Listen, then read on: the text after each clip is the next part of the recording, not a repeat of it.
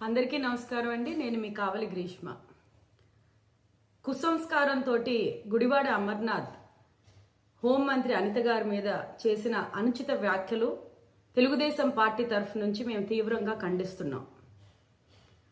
హోంమంత్రి అయినా కూడా ఆవిడ ఒక మహిళ అయ్యుండి ఎంతో కష్టపడి రాష్ట్రాన్ని, పోలీస్ వ్యవస్థని చాలా హుందాగా ఒక వ్యవస్థను నడిపిస్తూ ఎక్కడ కూడా ఆడపిల్లలకు కానీ, మహిళలకు కానీ, పిల్లలకు కానీ, యువతకు కానీ ఎక్కడ కూడా డిస్టర్బెన్స్ చేయకుండా చక్కగా అంతా ఆవిడ పోర్ట్ఫోలియో అనేది చక్కగా ఆవిడ పనితీరు నిర్వహిస్తుంటే, ఆవిడ చేసే పని మీద ఎక్కడ కూడా తప్పు తీయడానికి లేదు అని చూసుకొని పర్సనల్గా వ్యక్తిగత దూషణలు చేస్తూ గుడివాడ అమర్నాథ్ ఆవిడ్ని, అనిత గారిని మేకప్ మంత్రి అనడం జరిగింది. ఇది వైసీపీ నాయకులకి, వైసీపీలోని ఉన్న కార్యకర్తలకి వాళ్ళ క్యారెక్టర్, వాళ్ళ మైండ్ సెట్ ఎలాంటిది అనే దానికి ఒక క్లియర్ కట్ ఎగ్జాంపుల్. గత ప్రభుత్వంలోని ఈ వైసీపీ గొడ్డల పార్టీ ప్రజలను హింసించి, మహిళలను హింసించి, ప్రొటెక్షన్ ఎవరికీ ఇవ్వకుండా చాలా దారుణమైన పరిస్థితుల్లో రాష్ట్రాన్ని తీసుకువెళ్లారు. ఇప్పుడు అది గాడిలో పెట్టడానికి అనితమ్మ ఎంత కష్టపడుతున్నారో అందరికీ తెలుసు. మీ ఇళ్లలోని ఆడవాళ్ళు మేకప్ వేసుకోరా అని మేము అడుగుతున్నాం మిమ్మల్ని. మేకప్ల గురించి, బట్టల గురించి, పర్సనల్ లైఫ్ గురించి, వ్యక్తిగత విషయాల గురించి మాట్లాడే ముందు మీ ఇళ్లలోని మహిళల గురించి మేము ఎప్పుడైనా మాట్లాడామా? మీ ఇళ్లలోని మహిళల గురించి మేము ఎప్పుడైనా కించపరిచి మాట్లాడామా? లేకపోతే జగన్మోహన్ రెడ్డి గారి భార్య గురించి కానీ, తల్లి గురించి కానీ, సిస్టర్ చెల్లి గురించి కానీ మేము ఎప్పుడైనా మాట్లాడామా? As a matter of fact Bharati గారి గురించి తప్పుడు పోస్ట్ పెట్టిన ఒక వ్యక్తిని మేము ఆయనకి పిలిపించి మరీ తప్పు అని చెప్పడం జరిగింది. అలాగే పోలీసులకి అప్పచెప్పడం కూడా జరిగింది.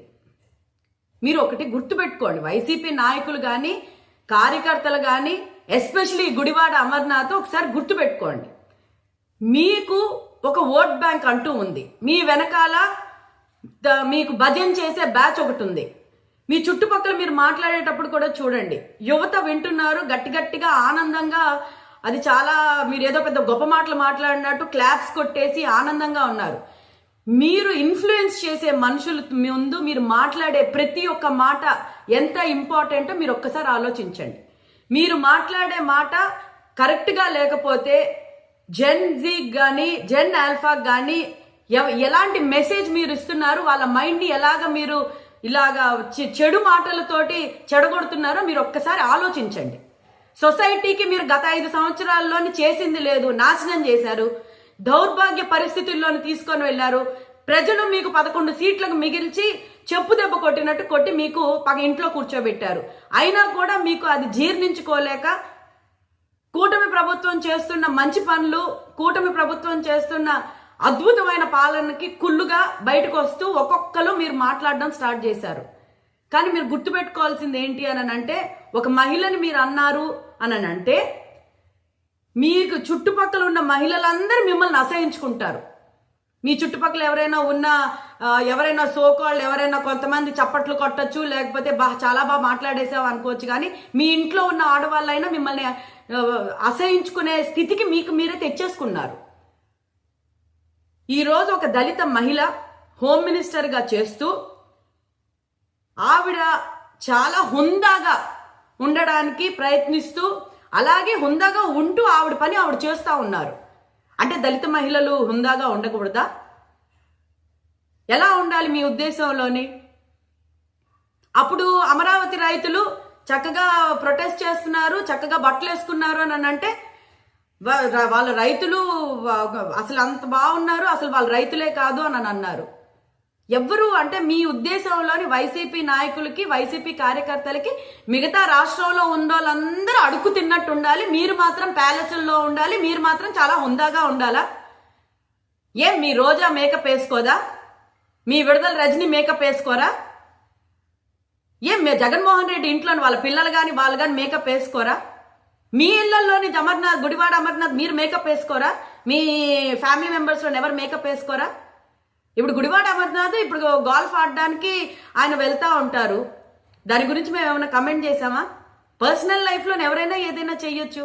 మీరు ఎవరు అసలు కమెంట్ చేయటానికి?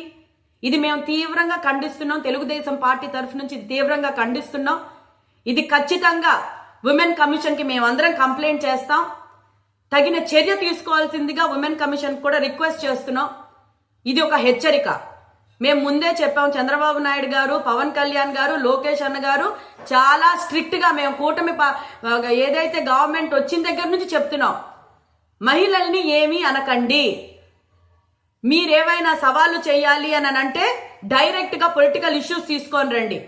ఎలాంటి సెంటర్లోనైనా డిస్కస్ చేయడానికి రెడీగా ఉన్నాం. We are ready to discuss anything. కించపరిచే మాటలు మాట్లాడి మహిళలను అవమానించేటట్టు చేస్తే అది మీ పార్టీ పతనానికి ఇంకో స్టెప్ మీరే వేసుకున్నట్టు అవుతుంది.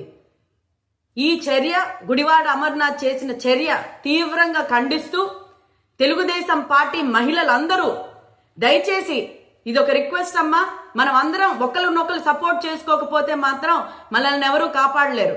ప్రతి ఒక్కరు బయటికి రండి. ఖచ్చితంగా ఉమెన్ కమిషన్కి మనం అందరం కంప్లైంట్ చేయాలి. ఇలాంటి వాళ్ళు నోరు మూతపడితే తప్పితే వీళ్ళ మాటలు ఆగడాలు మాత్రం ఆగవు. చిల్లర రాజకీయాలు చేసే ఈ వైసీపీ ఆగడాలు ఇప్పటికైనా సరే మీరు కట్ చేసుకోకపోతే మాత్రం పనిష్మెంట్స్ అన్నీ చాలా సివియర్గా ఉంటుంది.